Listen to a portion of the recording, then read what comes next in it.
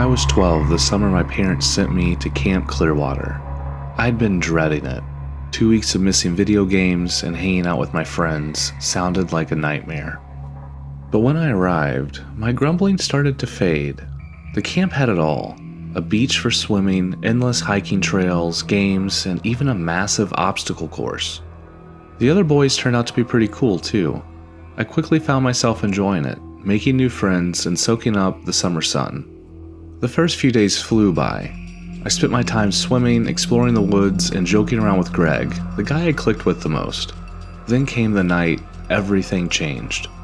One of the group leaders, Jake, announced that we'd be hiking into the woods for a special overnight camping trip. He promised to teach us how to pitch tents, build a fire, and navigate by the stars. He even mentioned a round of hide and seek after dinner. I packed my bags with snacks and a flashlight, buzzing with excitement. Greg was going too, which made it even better. The hike was an hour long, but the destination was worth it. We arrived at a secluded spot next to a shimmering lake, the kind of place you'd see on a postcard. We set up 4 tents, with 3 boys in each, while Jake pitched his own nearby. Afterwards, he showed us how to build a fire, while we roasted hot dogs as the sun dipped below the horizon. When dinner was done, Jake announced it was time for hide and seek. One kid was chosen as the seeker, while the rest of us scattered into the woods. Greg and I decided to team up, sprinting up a hill until we found a massive boulder to crouch behind. As we whispered about how much fun we were having, Greg suddenly stopped talking. His eyes drifted past me, focused on something in the distance. I followed his gaze and spotted it, a cabin. It was small and weathered, half hidden by the trees. It looked abandoned, with its roof sagging and broken shutters. I asked Greg if he thought someone lived there. He shrugged and said it didn't look like it. Before we could discuss it further, Jake's voice echoed through the woods, calling us back to the campsite. I glanced over my shoulder at the cabin one last time, before heading back. That night, after Jake showed us the constellations and handed us supplies for s'mores, I asked him about the cabin. He grinned, clearly enjoying the attention as the other campers leaned in. He asked us if we wanted to hear a scary story. We all shouted yes in unison. He laughed and said it would be a scary one. We all got quiet, giving Jake our undivided attention. Jake lowered his voice, his tone turning ominous. A long time ago, a camper got lost in these woods. They stumbled across that cabin and knocked on the door. There was no answer. The lost camper knocked a second time. There was still no answer. The lost camper decided to knock one last and final time. This time, an old lady answered and invited him in. The camper went inside, but they never came back out. They say if you knock on the door 3 times, she'll appear. And if you're not careful, she'll make sure you never leave. He jumped at the end of the story, making everyone scream before laughing nervously. When someone asked him if it was true, he shrugged.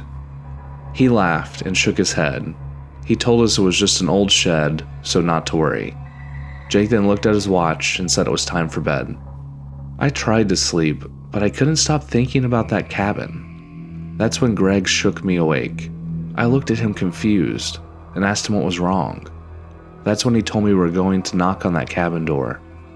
I hesitated, but eventually gave in. Armed with a flashlight, we crept out of the tent and back up that hill. The cabin looked even creepier at night, its dark windows staring at us like empty eyes. We argued over who should knock first, then decided to do it together. I felt my heart pounding as we knocked once, twice, 3 times. Nothing. We laughed, feeling ridiculous, and turned to leave. But we didn't get a few steps away when we froze. From behind us, we heard a low creaking sound. We turned back. The cabin door was slowly opening. Then, through a grimy window beside the door, I saw her, a hunched figure with wild hair and a twisted smile. Her sunken eyes met mine. Greg screamed, and that broke my paralysis.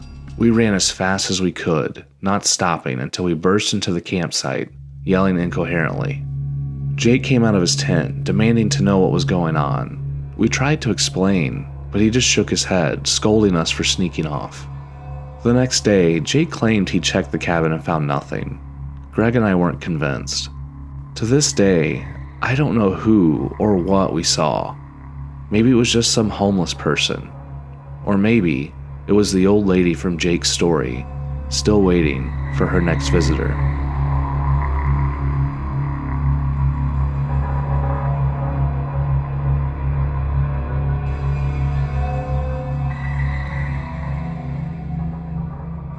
I've always considered myself a nomad, living life on my own terms. My truck is my home. Its covered bed converted into a cozy space where I can sleep, eat, and store everything I need. Utah's vast deserts are my backyard, and their rugged beauty and endless skies, nights under the stars are what I live for. In my years of roaming, I've seen things most people wouldn't believe. UFOs? Pretty common, honestly. Strange lights, odd shapes darting through the night. They're fascinating, but never frightening. At least, they weren't. Not until last summer. It was a day like any other. I was driving along on the dirt roads in the Snow Canyon State Park, the sun hanging high in the sky. Despite its name, Snow Canyon isn't cold. It was about 95 degrees that day, which is mild for the summer out here. I found a spot to park my truck, a perfect little nook surrounded by sandstone cliffs, and set up for the night. As the sun dipped below the horizon, the sky erupted into a sea of stars. No matter how many times I see it, the night sky out here always leaves me breathless. Instead of staying in the truck, I decided to set up my hammock between two sturdy rocks and enjoy the cool night air. I laid back, letting the silence of the desert wash over me. Then I heard it. A howl. Not a coyote or a wolf. I know those sounds well. This was different. Deeper, stranger. A shiver ran down my spine as I sat up, scanning the darkness. I saw nothing. Just endless, expansive desert. The sound seemed distant, but it put me on edge. I got up and walked to my truck, pulling out my night vision goggles. Sitting on the tailgate, I scanned the direction of the sound. Nothing. Just rocky terrain and empty desert. After a few minutes, I convinced myself it was just probably an animal that I hadn't encountered before. Maybe it was better not to know. I put the goggles down and returned to my hammock, though part of me wanted to crawl into the truck for the night. I almost fell asleep when it came again, the howl. This time, it was much closer. My eyes snapped open, and I nearly fell out of the hammock. My heart was pounding as I grabbed the goggles and scanned the area again. Still nothing. But the sound, there was no way it wasn't nearby. I decided to pack up. Whatever it was, I didn't want to find out. I pulled the hammock down and tossed it into the truck, slamming the tailgate. As I walked around to the driver's side, I froze. Standing there next to my truck was a girl. She looked to be about 15 or 16, her clothes worn and dusty. She didn't look like someone who should be out here at all. I yelled, startled, then apologized for scaring her. She just stood there, staring at me. I asked her if she was okay and where her parents were. She told me she was lost. Something about her unsettled me. I asked her name. No response. I asked her where her parents were. Still nothing. She just repeated, "I'm lost," and pointed into the desert. The direction she pointed made no sense. There was nothing out there for miles. Every instinct I had screamed at me to leave, but I couldn't just abandon her. Trying to stay calm, I told her I could call someone who can come help her. Then she demanded why I couldn't take her home. I froze. My body felt paralyzed as she stepped closer. Her eyes, they started to glow. A dull yellow light, like embers in a dying fire. I couldn't move. I couldn't speak. My flight response kicked in, and I bolted for the passenger side of my truck. Slamming the door shut, I locked it and scrambled into my driver's seat. My hands shook as I looked back to where she had been standing. She was gone. I scanned the desert, but there was no sign of her. Then I heard it, that same howl, now right in front of the truck. I turned the key, firing up the engine, and switched on the headlights. The beam illuminated something that I still have nightmares about to this day, and it was standing right in front of my truck. It was a wolf. But it wasn't just any wolf.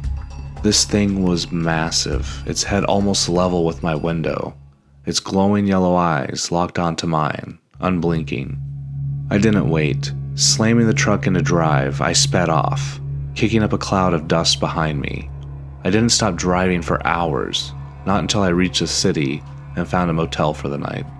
To this day, I can't explain what I saw, but deep down I know it wasn't just a wolf, and that girl, she wasn't human. People tell stories about skinwalkers in the area, shapeshifters, beings that can mimic humans and animals. I've always thought of them as legends, nothing more, but now I'm not so sure. I haven't gone back to Snow Canyon since. I've even thought about giving up this life, buying a house, settling down somewhere far from here, because whatever that was, it wasn't something I ever want to see again.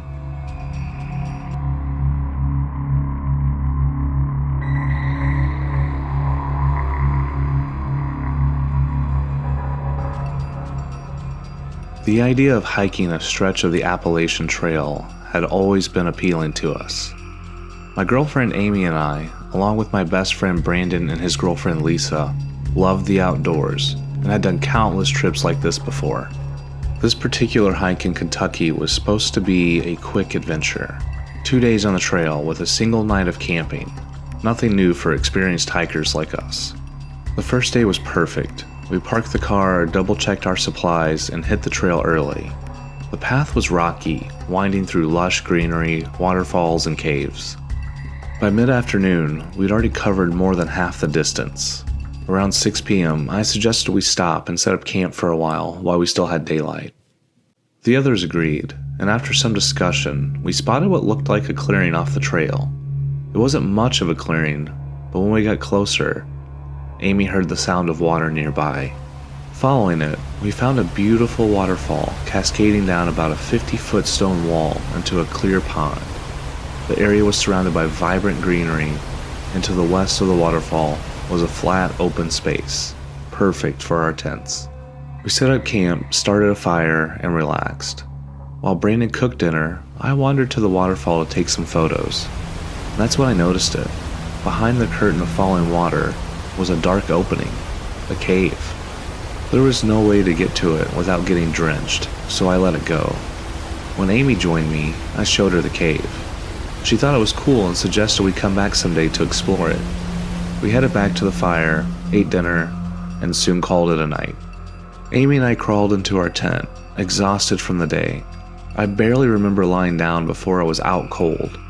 At some point during the night, Amy shook me awake. She asked if I had heard that sound. I looked at Amy, confused. I still wasn't completely awake. I asked her what was wrong. She then said she thought she heard someone outside. Her voice was trembling. I listened, straining my ears in the silence. But then I heard it, rustling, the sound of someone moving around our campsite. I told her it was probably just Brandon or Lisa. Amy shook her head no. She said they wouldn't be going through our stuff. And that's when I realized Amy was right. The sound wasn't coming from their tent. It was near our gear. Uneasy, I slipped on my shoes and unzipped the tent, flashlight in hand. The cool night air hit me as I stepped out and scanned the area. At first, I didn't see anything. Then I caught movement near Brandon and Lisa's tent. Thinking it was Brandon, I pointed my flashlight towards the tent and froze. It wasn't Brandon. It was a man. He looked wild, his clothes a patchwork of animal skins and rags, his hair tangled and filthy. His face was unshaven, and his eyes, they weren't right. They were hollow, emotionless, like he wasn't fully human. He had one foot inside Brandon and Lisa's tent when my flashlight caught him. For a moment, we just stared at each other, both frozen. Then I found my voice. I yelled at him to get out of here.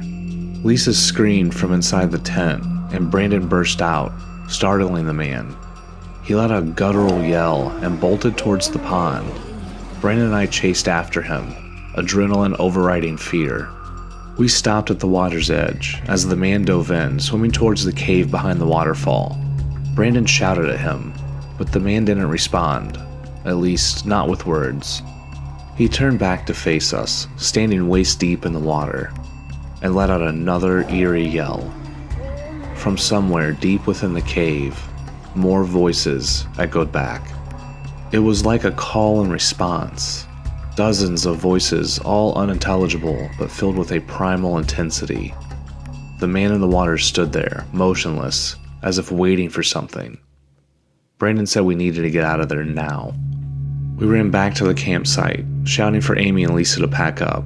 There was no time to explain. We grabbed only what we absolutely needed and sprinted back to the trail, leaving our tents and most of our gear behind.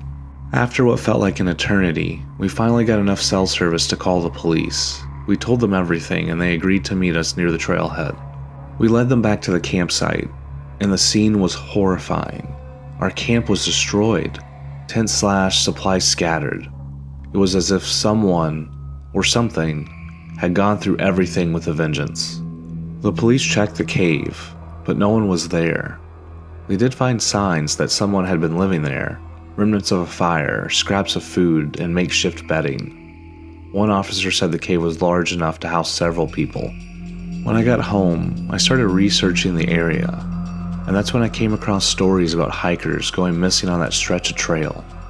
Local legends spoke of feral people, humans who had abandoned society to live primitively in the wilderness. Some accounts described them as harmless, while others told of violence and disappearances. I used to think those stories were just folklore, but after that night, I believe. We were lucky to get out of there. I don't know how many of them were in that cave, but I'm grateful we never found out.